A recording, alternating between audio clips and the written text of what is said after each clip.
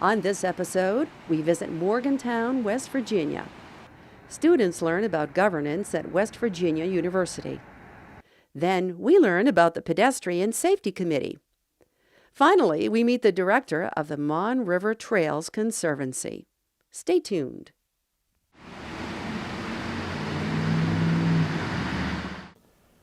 We're at West Virginia University in Morgantown, West Virginia, talking with Margaret Stout. What do you do here at the university?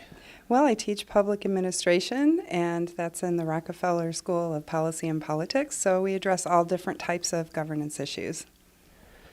And when you're teaching a course, what would the students be learning about governance? Just what does that mean? Well, governance is the term we use today instead of government because a lot of what we do ends up being across sectors. So we see policymaking and implementation happening in the borders and boundaries between government and private sector organizations, nonprofit groups, citizens, etc. The approach that I prefer is a collaborative approach that really brings all those stakeholders together to make decisions and make sure that we have a high quality of life. Now, where would pedestrians, pedestrian infrastructure, walkable communities, that sort of thing fit into governance? Great. Well, I teach a series of classes that start with this sort of understanding of governance and a collaboration approach to it. We move then into public engagement, which are all about the skills of bringing citizens into the conversation. And helping them, very much like your series does, help them understand the issues in a more profound way so they can have better impact in their engagement. Then we move into public planning and sustainable community development. So those two courses together are very much framed around physical planning and the impact that our spaces have on our quality of life. Clearly, the integrated perspective on land use and transportation is really the best way to approach those issues. So the notion of sort of walkable communities, of multimodal transportation, it becomes very pivotal within both of those courses. And you're in a course, talk about the theory behind this, and then you go out real life and look at what's actually going on, here in Morgantown or here in West Virginia. What can the students see once they step out of the classroom and take a look around? Well, what's really interesting is many of our students are from West Virginia and haven't really experienced other places that have a different sort of approach to complete streets, for example. And so learning about this is a very novel experience for them. And so when they go back out into whether it's Morgantown or the cities that we are working with and the classes, they see it with a new lens. And it's amazing to have that awareness, that awakening of awareness of how bad things really are. I hate to say that. It's, of course, not everywhere, but many places in the state really suffer from a lack of infrastructure for pedestrians and bicyclists. So how can improvements in governance structure and governance policy in these different communities lead to an improvement in things for pedestrians? Well, I guess I'm going to give you a bit of a case study in West Virginia, and that might help a little bit. There are clearly advocates in the state that want better planning and infrastructure for pedestrians. They sort of rally behind the notion of complete streets and were able to get the legislature to adopt formal policy. Now, there's no funding behind the policy yet, so it doesn't do very much but say, this is a standard we would like to pursue. And the next steps, I think, for that group are focused on very much what Morgantown is focused on as a city, and that is figuring out the funding. How do we build this vision that we've adopted for ourselves of complete streets, multimodal transportation, creating the infrastructure for healthy lifestyles, walking and biking, et cetera. So that's a huge challenge for us because in the state code, sorry to get a little geeky on the policy stuff here, but in the state code, it is the responsibility for every private property owner to create and maintain sidewalks. And that means that at every city's ordinance level, they've just mirrored that same state code, and they say it's the private property owner's responsibility to construct and maintain sidewalks. What's the impact of leaving the responsibility for sidewalks on the adjacent private property owner rather than having it built as part of the street? Generally speaking, it just doesn't happen. Where construction has happened in the past, it's in very, very poor condition because maybe it was part of the construction project, but then the owner, once they've taken possession of the property, these owners don't maintain them.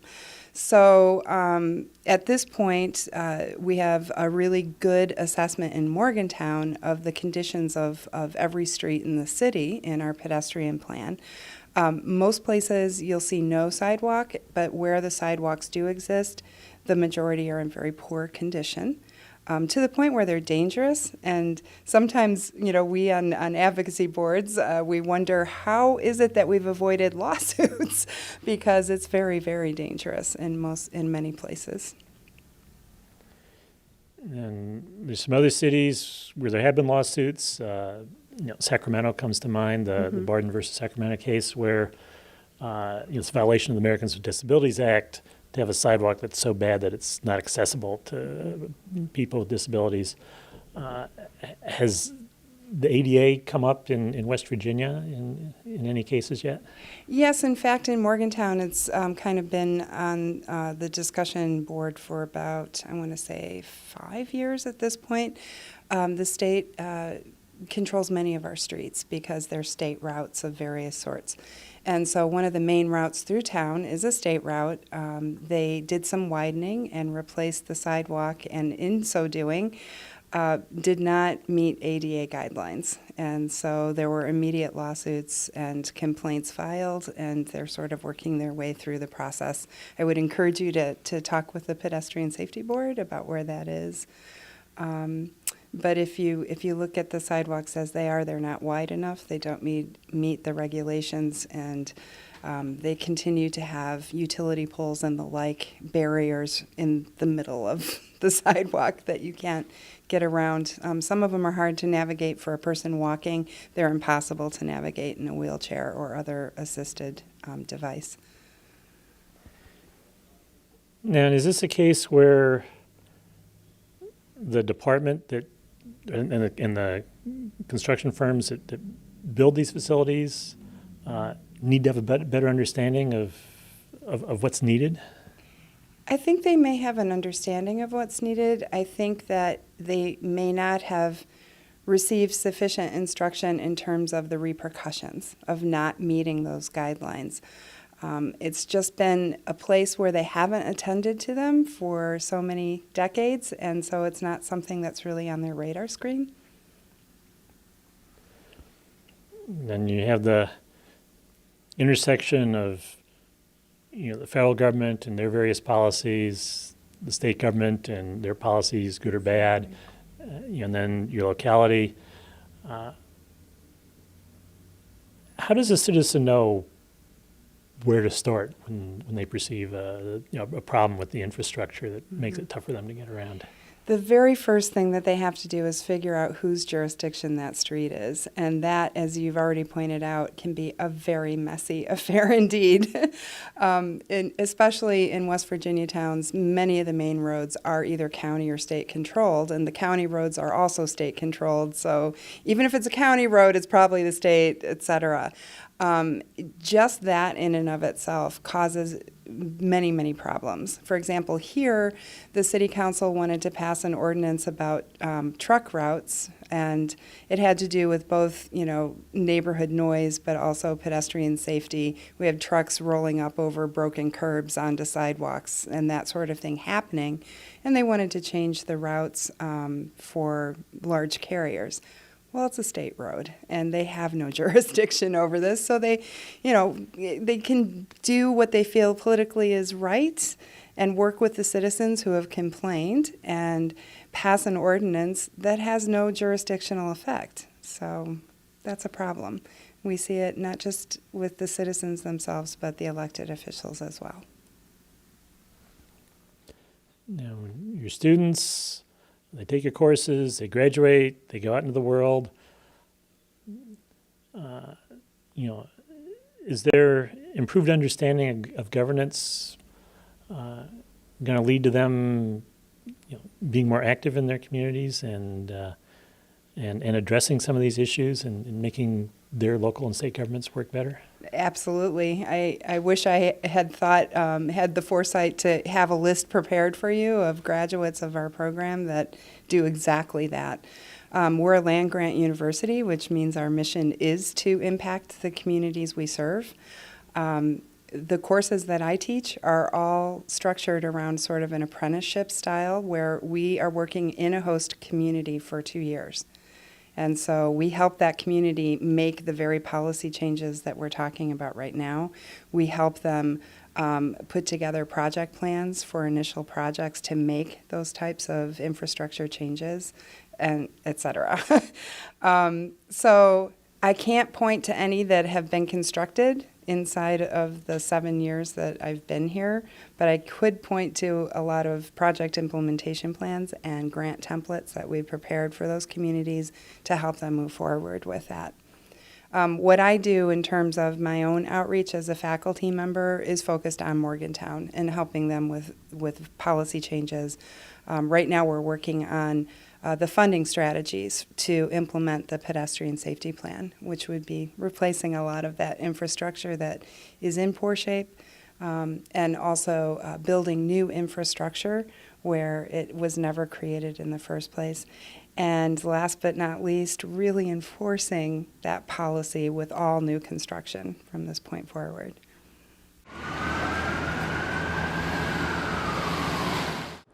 We're in Morgantown, West Virginia, talking with Stan Cohen with the Pedestrian Safety Committee, which is going to meet in less than half an hour. What is the Pedestrian Safety Committee? Okay, the Pedestrian Safety Committee is actually a group that advises the Traffic Committee on pedestrian issues. And pedestrian issues, of course, involve primarily safety, having a safe, walkable city, as well as trying to improve the walkability of Morgantown. What's on the agenda for today's meeting? Okay, I haven't, we go through a series of reports. We have several people that are associated with us. For example, we have a person from our planning organization, and they usually report on projects that would impact pedestrians. We have a bus line representative who also reports on projects or bus schedules that might affect pedestrians. And then we just have a lot of ad hoc reports. For example, we've been discussing a new housing development that's going to possibly occur on Beechhurst Avenue, which is 2 or 3 blocks down toward the river. And we reviewed the project. It's now in the proposal stage to see how it would impact safe pedestrian crossing and also access to vehicles, how people would get to their vehicles, because everybody's a walker. Even if you drive, you have to park your car and drive somewhere. So those will probably be some of the issues still up. Matt Cross is the chair, and he usually brings some new issues that we have a first reading and then we table and read some more about. What are the biggest challenges to being a pedestrian in Morgantown? Well, topography is the biggest, of course. If you walk around our town, we're now in what I guess you would call the River Valley, but once you go 3 or 4 blocks to any side, then you're going to have hills. And so these hills create several problems, particularly in the winter, because once they ice or snow, then you've got some safety issues. The other main pedestrian safety issue is we are a college town, so we have students who live throughout the city, and we're trying to ensure that when they try to walk to campus that they have a safe access route. We're actually working with a group in the city that has a grant. It's called, the group is called Downtown Morgantown, or Mainstream Morgantown, and they're trying to develop a series of safe routes and then go with students who would lead other students so they can become familiar with the safe routes into town, where the sidewalks are in good repair and also where there are good traffic crossings. That's another major problem. If you can tell even here that we have 3 or 4 major streets that are also highways, believe it or not. We have 3 highways that come through Morgantown, and so cars aplenty are coming through the city. So we've been trying to work on having safe crosswalks, and that tends to be not an easy problem because the more crosswalks you have, of course, the slower the traffic. So then you have some pedestrian automobile contention. So we've worked as best as we can with the State Department of Highways there. And of course the city itself is very involved with working with the State Department of Highways. And then is your role to advise the city or advise the state, or do you talk to anybody you need to, or what's your official role? Okay, officially, we advise the Traffic Commission because the Traffic Commission then implements or proposes to the city any codes or rules or any action plan that's required. But it turns out that we do meet a lot with other parties related to streets and highways, and primarily to provide input so that when some of these projects go forward, that they will have a pedestrian element. I mean, that, at least the last couple of years, we've realized that a lot of construction, unfortunately, is completed before people have actually got a pedestrian plan, and suddenly people now need to cross the street or there's no adequate sidewalks. So we do try to anticipate projects that will impact pedestrian safety. And have you found that when you get to the project early and the plans aren't finalized yet, that you can have more of an influence on on a good outcome for pedestrians? Yes, proactive is always better than reactive.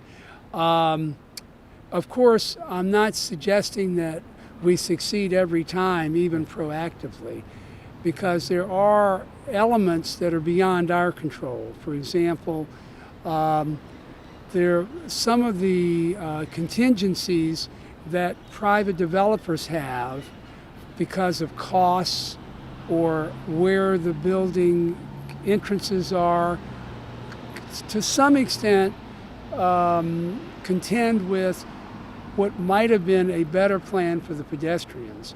But we found in many cases that developers, of course, are keenly aware of the problem themselves.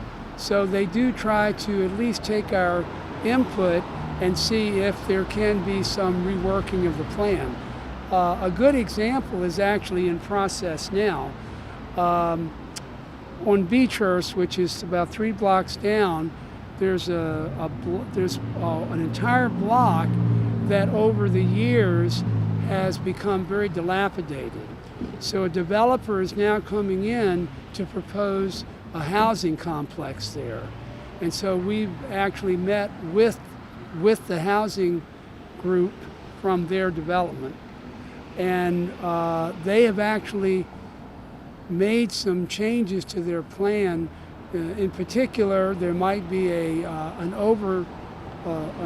elevated crosswalk because Beechhurst is again a state highway and has a lot of traffic. Again, it's too early to tell where that project's going to go. In fact, they still have to meet with the planning commission in the city. And I don't know whether our city is different from other cities. Maybe I should mention this. We have two groups that are involved with new construction or development. One group is called the Planning Commission, and the Planning Commission basically approves the concept, if you know what I mean. Yeah.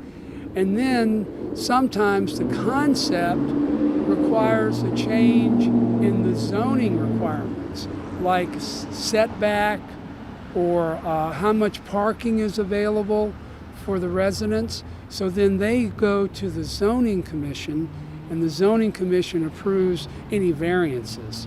And we tend to be at the first stage with the planning areas. And where do you see the committee going in the future? You've learned a few things as you've gone along so far, but over the next several years, where do you want to see the committee go? Well, I think we are now at the point where we want to really look at infrastructure. When we first formed as a committee, we developed a plan, a citywide plan that would improve both the existing sidewalk structure, but also add what we call connecting network sidewalks. So these connecting network sidewalks allow people to get to primary destinations, for example, shopping, schools, bus lines, and things like that. So, in fact, today we're starting to meet with some of the city officials about that. So we want to try to get some plan in place, and then, of course, some funding mechanisms. Needless to say, like any project you might imagine, funding is always a critical aspect of it. So I would see that certainly over the next year to two, that'll be a primary objective of our committee, is to get some type of action plan in place dealing with building these new sidewalks or improving the existing sidewalks that are also connectors.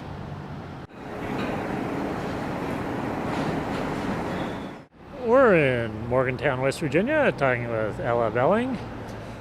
What's your organization? I'm the director for the Mon River Trails Conservancy. We're a rail trail organization.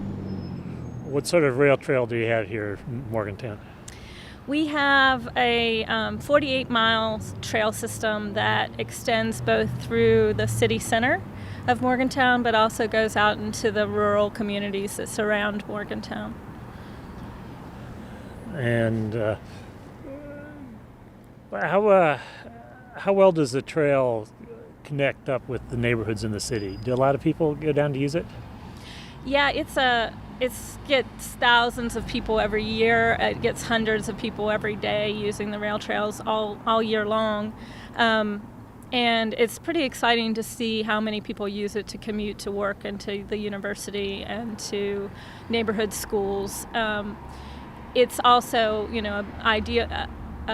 used mostly probably for outdoor recreation, but people use it to exercise and to host events and do a lot of other community activities on the trail.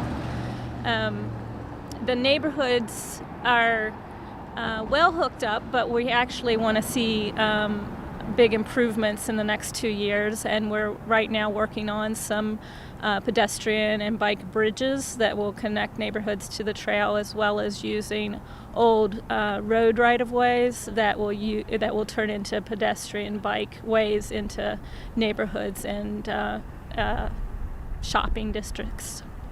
So making some improvements to get more of our communities hooked up so they won't have to use a car to get to the trail. And you say you have 48 miles.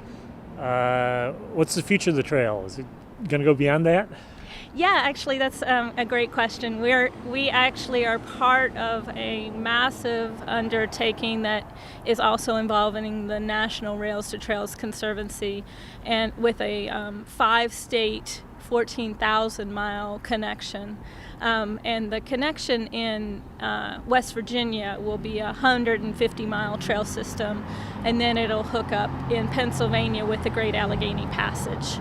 So at one point or another, we hope in the next, by 2020, we will see people be able to get from Parkersburg, West Virginia, all the way to Pittsburgh, Pennsylvania, and then on to Washington, D.C. How'd this all get started? Perhaps before your time, but what's it taken to get this far? Yeah. Well, nationally, Rails to Trails were a part of a visionary Congress looking at the fact that railroads were going bankrupt in the 1980s, and in order to return to rail use across the country, we needed to preserve and protect the corridors. And so they put in place a Transportation National Trail System Act that would preserve railroad corridors and use them for non-motorized trail use. So when that came about and we saw our railroad company abandoning a section of trail here in Morgantown, the nonprofit formed in about early 90s to negotiate with the railroad company and acquire that corridor and preserve it for potentially future railroad use. But in the meantime, and for the most likely future, it remains to be a rail trail used for non-motorized recreation, and people use it mostly for cycling and running and hiking, and in the wintertime cross-country skiing. Railroads obviously wanted to take the easiest routes to get over mountains, and so the corridor that goes through Morgantown is along the river and is essentially flat. We do have a spur called the Deckers Creek Trail, which is got about a 2% grade and does take you up part of the mountains. Visit us on the internet at www.pedestrians.org.